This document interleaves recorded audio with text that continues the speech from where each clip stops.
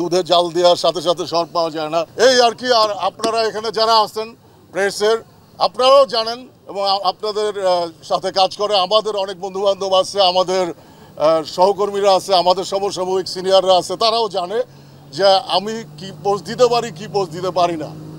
ঠিক আছে, তো ধন্যবাদ সবাইকে এবং সবাইকে বিভ্রান্ত হইতে আবারও না করতেছে যে আপনারা যারা জানেন না, দূর দূরান্তে যারা এখনও ওইভাবে এই টেলিভিশনের মাধ্যমে সোশ্যাল বা অন্যান্য মিডিয়ার মাধ্যমে আপনারা অবগত হইলেন যে এগুলো আমার না। সো আর আমার একটা পেজ আছে, সেইটা এখন না ভেরিফাইড হয় নাই, হয়ে যাবে।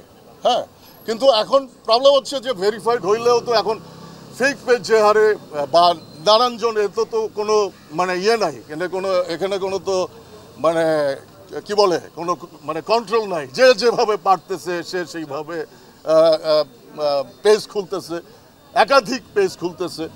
কারণ বোঝা যায়, আমরা বুঝতে পারি যে আমরা যখন কোনো পোস্ট দিই সেখানে কারা উস্কানি দিতেছে, কারা চেতাইতে চাচ্ছে, কারা মানে আছে না অনেক রকম মানুষকে একটা সুস্থভাবে কোনো কিছু ভালোবাসা দিয়ে বা সময় নিয়ে ধৈর্য ধরে অনেক কিছুর জন্য গাছ লাগায়া ফল পাওয়া যায় না, দুধে জাল দেওয়ার সাথে সাথে সর পাওয়া যায় না, ধৈর্য ধরতে হয়। সেই ধৈর্যটা ধরতে পারলে সহিংসতা কম হয়, ভায়োলেন্স কম হয়, মানুষ ভালো থাকে, মানুষের সাথে মানুষের সম্পর্ক ভালো থাকে। যাই হোক, ঠিক আছে, এই পর্যন্তই আর কি।